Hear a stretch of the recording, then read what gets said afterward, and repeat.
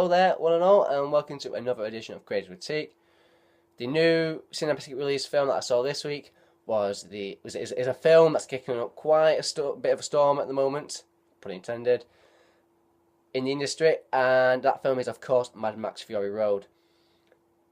So those not familiar with the Mad Max series of films, this new film is a continuation of the series, the last of which was actually made about 30 years ago, and those three films starred Mel Gibson in the iconic Mad Max role. Those three films had varying results in terms of quality, but were always interesting for their unique style and design by its creator, George Miller, who is, of course, back again here to direct this new film. Tom Hardy plays Max in this film, and is supported by Charlize Theron. Quite heavily, actually. Quite heavily supported. The general plot around this film is that Max he's a lone wolf, if you will, in a post-apocalyptic dystopian world where war has gone on. The landscape is now just pure desert, and there is warring gangs that fight over access to fuel, territory, water, so on and so forth. So that's your setup for the film. Max here is chased down and caught by one of these gangs, who is then how do I put this? He's simply attached to one of their vehicles when they go in pursuit of Charlize Theron's character, who is one of a few women who are selected by this gang's leader, played by Keays-Byrne, who effectively keeps him as his own sex slaves, if you will. So not a good place for women in this place, clearly. But yeah, so that's your setup. So yeah, they're chasing down Charlize Theron, who's trying to get these other women free of this gang warlord, effectively. And I think you kind of know what's going to happen here, so it's not too much of a spoiler.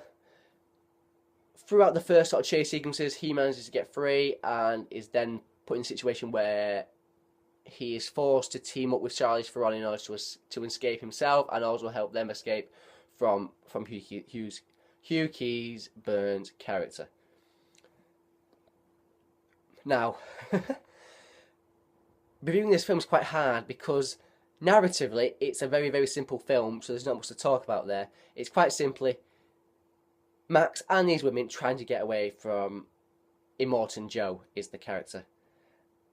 But what really is the driving force of this film is the absolutely incredible set piece, car stunts, chases, set pieces. They're just absolutely phenomenal, and from what I've read, I'm pretty damn certain that all these stunts were practically done. They were done on set. They were done on location. There is no CGI effects in working here. So I think that's part of the reason why this film has created such a buzz around it, because you are seeing action that you have not seen in a long time. It's creating a feel of something that you've definitely not seen for a long time. And people are just it's a word of mouth film, a complete word of mouth film, which I found out, well, I've never seen such a highly reviewed film. I mean, a commercial film, if you will. Well, a commercial film. I say commercial film. In a way it isn't, but a big studio film, sorry, I should have said. And creates such a buzz and word of mouth fandom.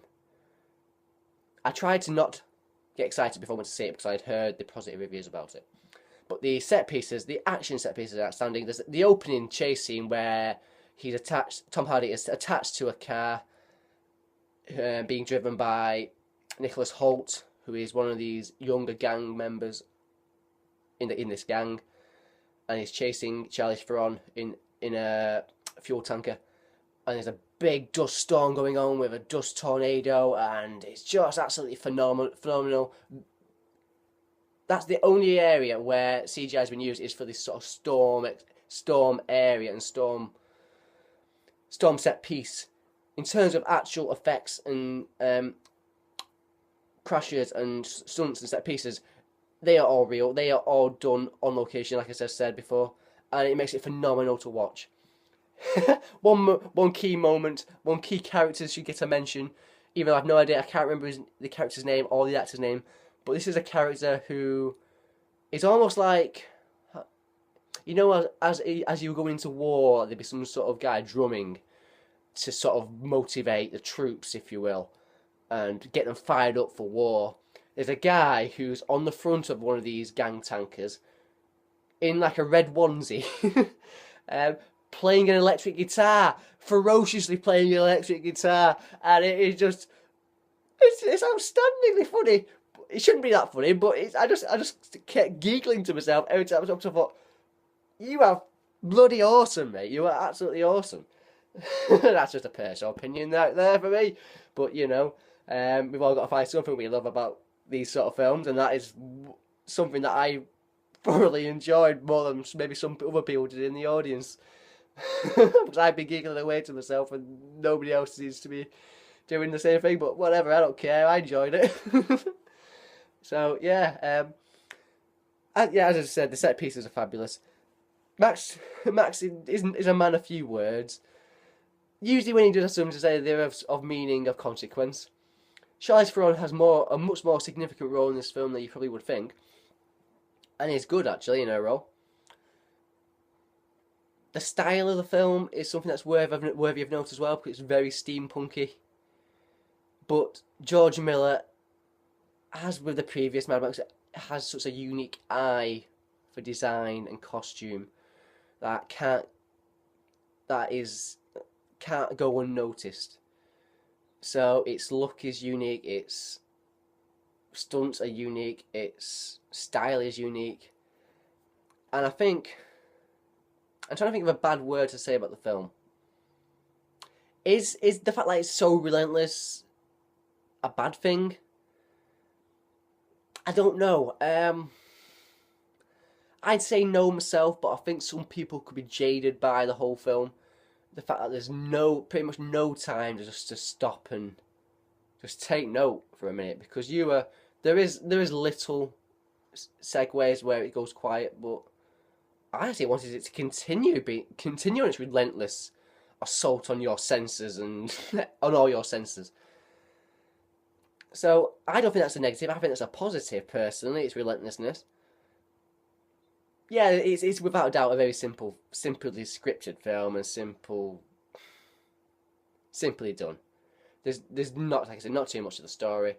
That's probably the only thing you could level at the film fairly, but you're having so much fun on that simple, just direct story that I don't think you're gonna be thinking it's just turn your brain off. Just turn your brain off for 2 hours and you will have an absolutely fantastic time watching this film. And I think ultimately, it's created such a reaction amongst cinema audiences because it's fulfilling some sort of need that the current cinema landscape is currently lacking. And it's something that I think that can come down to just pure anarchy. Just the unknown. And I think in these sort of days where producers and particularly producers and executives want their studio tentpole blockbuster films to expand to as big an audience as possible, if you will, that they end up in some occasions stifling the film's creators and their creativity to accommodate its fair, wider, and therefore younger audience. So there's leaving sometimes occasionally adults less to enjoy. But here, the chains are literally off in terms of Mad Max's character, and it's an adult blockbuster. Is the fruit of that release of creative control, and it's something you do not see enough of. Although I'm hearing a lot more in the industry these days, there's going to be films that are going to try and do that a lot more, because certain characters and certain blockbusters are made for an adult audience, and trying to accommodate a bigger audience is always going to make that film tepid or lacking in slapping in effect. Whereas this is you can never live against a film. It's lacking in effect against you. It's a fabulously fun 2 hours, and it was 2 hours you will want. I think you'll want to go back and do again and again and again. It'll be almost some sort of need. I want to see that guitar guy again. He's just so good. Yeah, I'm gonna wrap this up because I've done this review for 10 hours. 10 hours? 10 minutes, sorry. I wish that film had gone on for 10 hours. I don't think I would have survived. So, yeah. There we go. Mad Max Fury Road. You're going to enjoy this film so much. Yeah, there we go. So, I'm going to slowly now move on to the classic film of the week, which is another. Well, this is almost the epitome of the sci-fi dystopian film, and that is Terry Gilliam's film from 1985, Brazil. Now, I think most people tend to know that Brazil is kind of, and even in pre-production, this film was called 1984 and a half. So if you know the story of 1984 about a man who works is in a society that has a totalitarian government, and it's about a man trying to fight the system and the government, you kind of get what you're going to get from Brazil. Very similar. Who's the actor? I just forget now, sorry. It's Jonathan Pryce. Jonathan Pryce is a bureaucrat who worked in one of the ministry departments, who has a reasonably low-key role, works underneath a boss who does not know as much as needs Jonathan Pryce there to do his job effectively. And it's kind of about his dreams. He has dreams of wanting to escape this, but he doesn't know how to. And it's very hard to. I'm really going to struggle to surround this film because I think a lot of the stuff in the film and the ideas and theories go above my head and my intelligence. But I will talk about how the effect it had at the time and what effect it has had since. As Gilliam was trying to get this film released, because of the concept of the film, it was very hard to market the film and therefore get an audience to it. And the studio at the time, wrongly or rightly, recognised that and decided, upon having some test screenings in which the ending was particularly downbeat, in order to try and get a better audience reaction to the film, they would decide we were going to edit this film ourselves and completely took it out of the hands of Terry Gilliam. Gilliam was rightly annoyed at this and started a campaign against his own studio and his own film's studio, and eventually did get it released in all its glory. But because of its themes and its unmarketability at the time, it kind of didn't hit an audience. Critics rather liked it, really did like it, and they, upon seeing the proper ending and therefore proper cut of the film, were very responsive to it.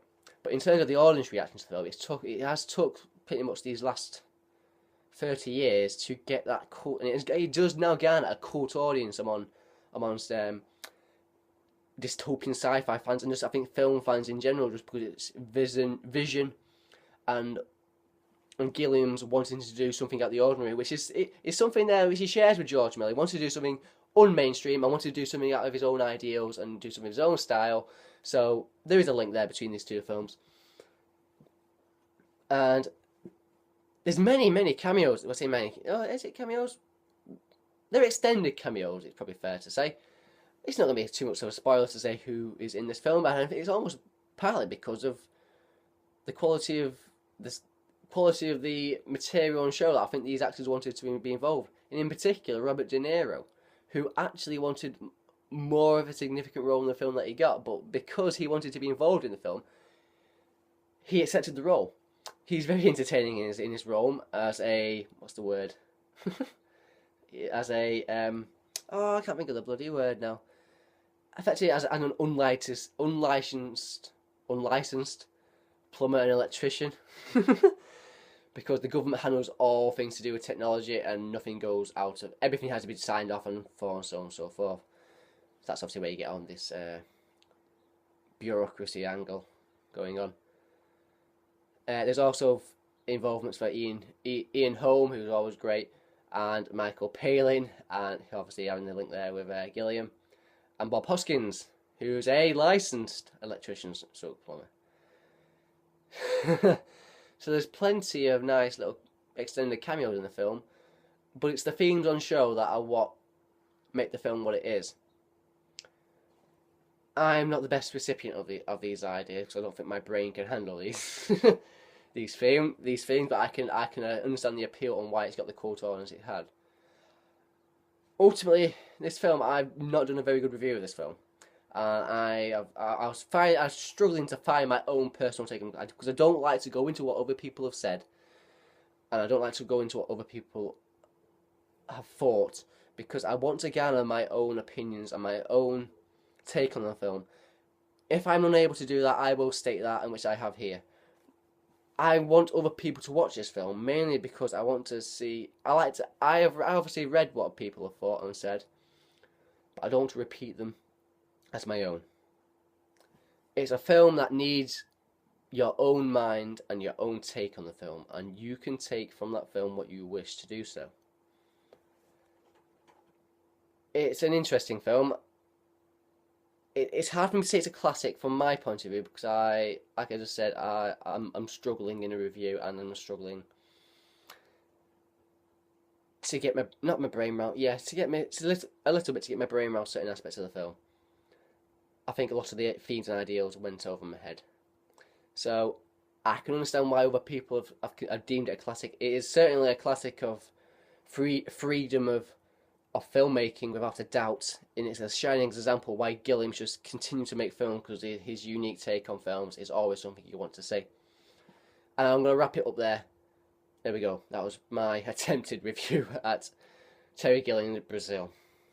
But yeah, there we go. So we had Brazil there as my classic film of the week, and Mad Max Fury Road as my newly cinematic release film of the week. Two truly interesting films with directors who have unique takes on the sci-fi land. There we go. If that has managed to convince you to subscribe to me, thank you very much if you do. If not, get away. Never come back to see me again. Nah, I'm only kidding. Come see me whenever you want. And I hope to see you again and give you more views and opinions of films that I see and hear about. Thank you again for watching, and goodbye.